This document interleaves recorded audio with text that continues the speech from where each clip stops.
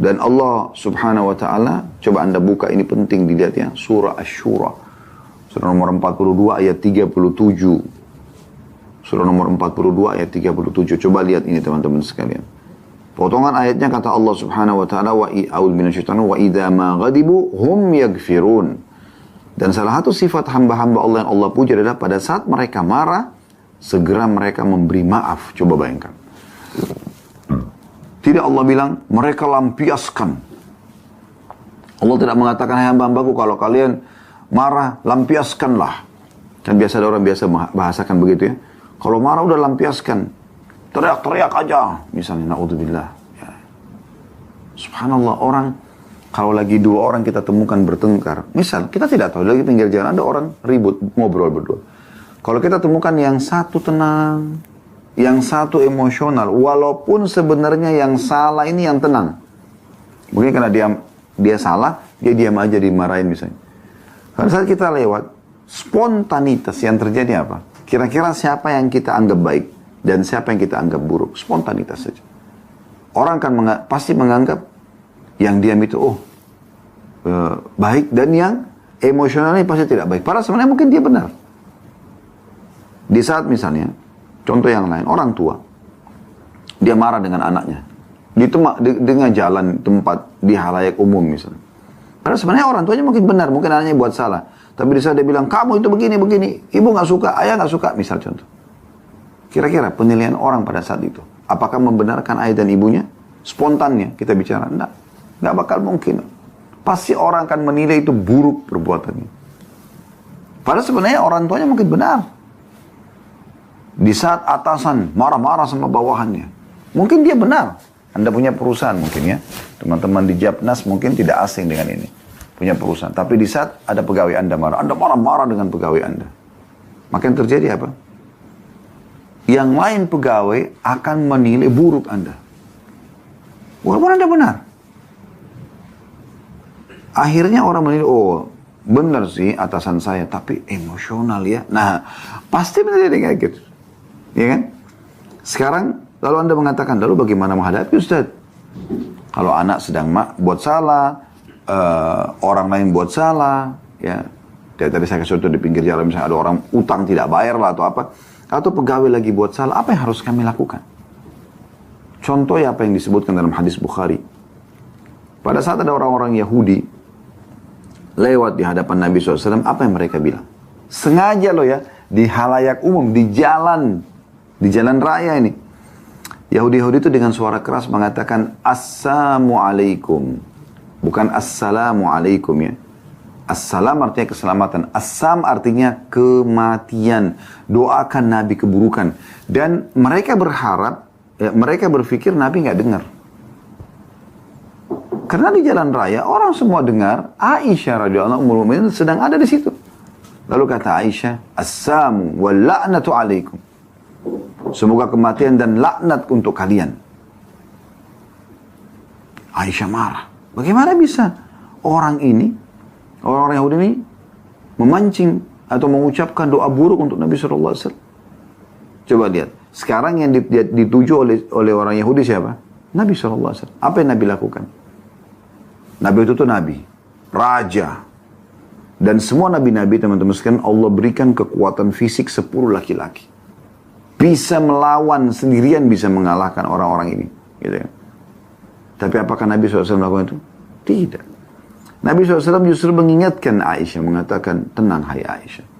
Aisyah langsung mengatakan, ya Rasulullah, tidakkah Anda dengar apa yang mereka ucapkan?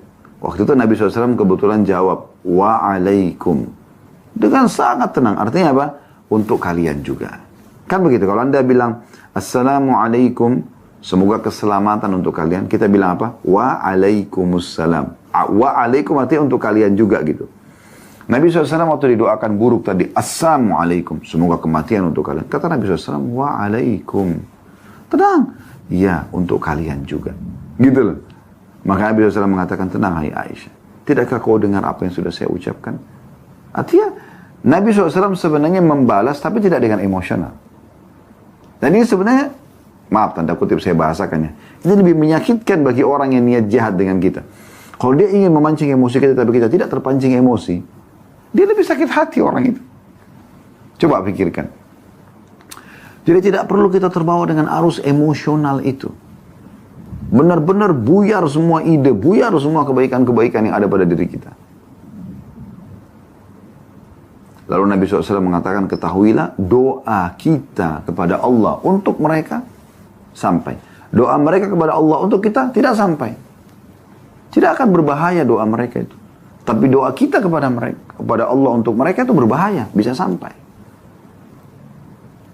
Dan Allah Subhanahu wa taala juga memuji orang-orang yang bisa mengontrol emosinya.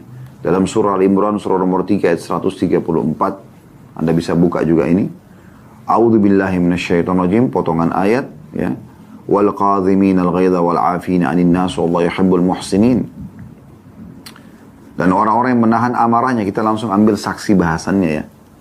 Ini ayatnya, potongan ayatnya awalnya ada gitu. Tapi kita langsung masuk ke potongan tentang masalah emosinya. Dan orang-orang yang bisa menahan amarahnya. Kadhimil ghaidh, artinya dalam pemahaman orang-orang Arab adalah orang yang menahan emosinya sementara dia punya kekuatan, kebenaran untuk membalas. Itu kadhimil ghaidh. Allah justru mengatakan kadhim. Ghaidh itu emosi yang tidak terkontrol. Emosi yang memiliki power, ya, kekuatan untuk membalas gitu. Ya. Dan kesempatan. Namun dia tidak lakukan. Kadhim, dia tahan. Ghaidh, emosi tadi itu ya. Allah puji. Kemudian Allah mengatakan wal 'afina 'anil nas, yang suka memaafkan orang. Allah yuhibbul muhsinin, dan Allah suka dengan orang-orang yang berbuat kebaikan. Oleh karena itu kita harus paham tentang masalah ini. Bagaimana Islam mengajarkan atau memberikan gambaran tentang emosi ini. Kalau gitu Ustaz, kita nggak boleh marah sama sekali. Ya, jawabannya ya. Kecuali tadi pada saat ya Allah Subhanahu wa ta'ala atau hak Allah Subhanahu wa ta'ala atau agama Allah atau Rasulullah SAW dihina, dilanggar. Itu baru kita marah. Kita marah karena Allah. Selain daripada itu tidak ada. Anak juga. Untuk apa kita emosional? Sekarang anak Anda naik pohon misalnya. Anda marah dengan dia. Kenapa kok naik pohon begini-begini? Misal contoh. Maka anak itu kan makin takut. Dan bisa berefek lebih buruk. Kalau dia kena ketakutan akhirnya jatuh, tergelincir, gimana? Caranya lalu gimana? Nah, Masya Allah pintar benar kamu naik pohon. Pasti kamu pintar turun-turun ya. Misal, dia turun. Pada saat dia turun kita jelaskan. Nah, kalau jatuh dari atas sana, bisa patah tulangnya, bisa sakit kakinya, bisa sobek kulitnya. Kalau kena ya benda-benda tajam, itu berbahaya. Jangan diulangi ya nak. Ini pasti akan lebih mudah diterima oleh si anak. Ya. Dan dia merasa dirangkul. Oh, ada orang tua saya.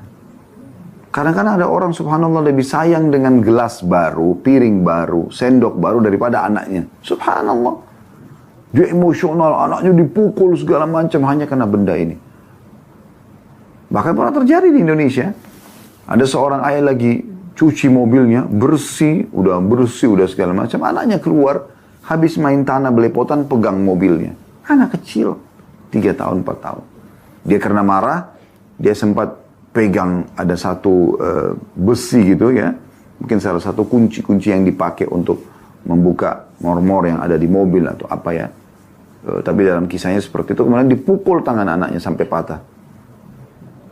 Dalam keadaan emosi, dia tidak kontrol. Akhirnya, dia nyesal sendiri pada saat anak itu sudah tidak bisa menggerakkan tangannya. Gitu ya. Sakit. Dan dibawa ke rumah sakit dan harus melalui proses medis. Nah ini, tidak ada manfaatnya. Pada saat Anda kecewa dengan istri, kecewa dengan suami, Anda marah-marah. Manfaatnya apa kira-kira? Enggak mendatangkan manfaat gitu. Kita boleh menunjukkan ketiga sukaan kita. Apa kata Aisyah radhiyallahu anha? Ya Rasulullah, saya tahu Anda kalau tidak suka sesuatu. Dari raut wajah Anda. Atau beberapa sahabat mengatakan kami tahu kalau Nabi SAW tidak suka sesuatu terlihat dari raut wajah beliau. Sallallahu alaihi wasallam. Ya. Yang kita ralat dari perkataan Aisyah ya. Tapi perkataan para sahabat yang mengatakan kami mengetahui kalau Nabi SAW tidak suka sesuatu bukan dengan marah beliau, tapi kami mengetahui dari raut wajah beliau yang berubah sedikit. Ya, seperti itu.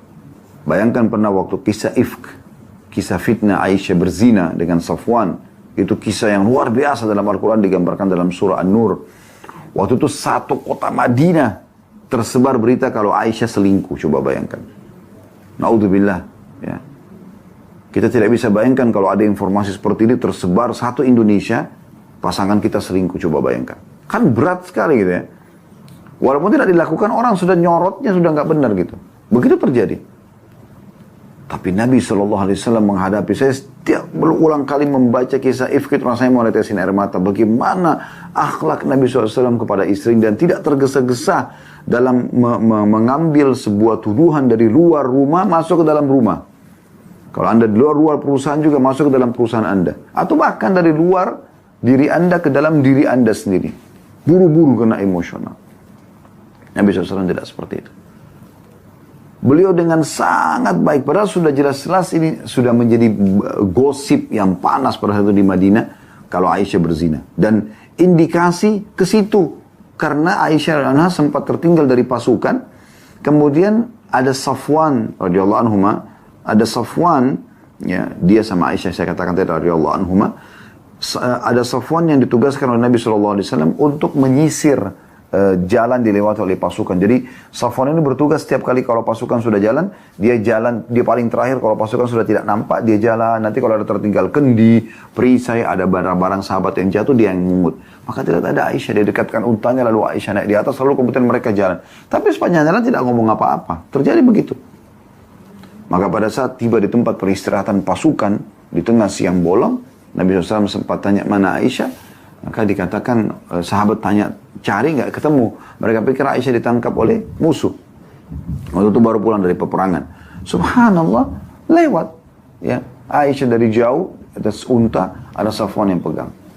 Ya. Ibnu Abi Salul, kepala munafikin, memang selalu mencari-cari kesalahan muslimin. Apalagi Nabi SAW, dia mengatakan, mana ada laki-laki dan perempuan berduaan begitu lalu tidak terjadi sesuatu. Dia tidak bilang zina, tapi ini sudah jadi berita yang luar biasa.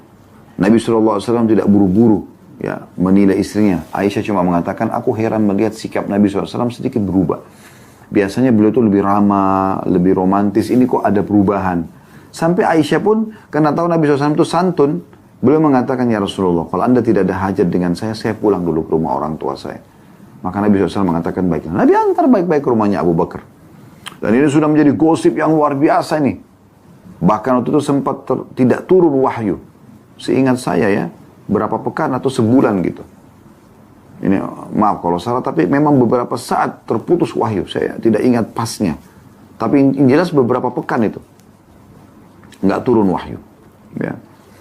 Jadi subhanallah pada saat itu, Nabi SAW datang ke rumah Abu Bakar dan bicara baik-baik dengan istrinya. Sambil mengatakan, wahai Aisyah, kalau seandainya kau benar melakukan, taubatlah kepada Allah. Allah Maha Pengampun. Tapi kalau kau tidak lakukan, Allah akan tolong kamu. Masih bisa bicara begitu, coba bayangkan. Nah, kalau anda mendapatkan gosip tentang istri anda selingkuh, suami anda selingkuh, bagaimana kira-kira kalau anda tidak bisa kontrol emosi? Karena bisa saja kita salah.